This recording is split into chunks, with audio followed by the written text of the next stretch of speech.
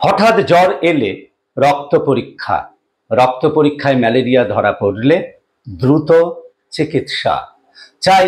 Political commitment, রাজনৈতিক সদিচ্ছা ছাড়া ম্যালেরিয়া দমন সম্ভব নয়।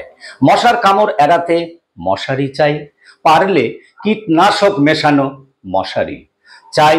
নতুন নতুন কৌশল উদ্ভাবন ম্যালেরিয়া দমনের জন্য চাই। আর্থিক বরাদ্দ বৃদ্ধি, যে পরিমাণ অর্থ ম্যালেরিয়া দমনের জন্য খরচ করা হয় সেটা আরো বাড়াতে হবে।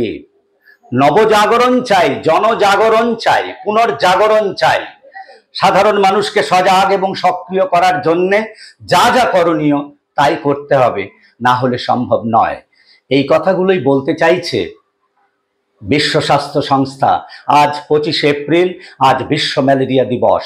এবছরের theme malaria ends with us, reinvest, reimagine, reignite. শেষ করব এই বলে, সারা পৃথিবীতে 23 কোটি মানুষ প্রতি বছর ম্যালেরিয়ায় আক্রান্ত হয়, মারা যায় 6 লক্ষ বা তারও কিছু বেশি।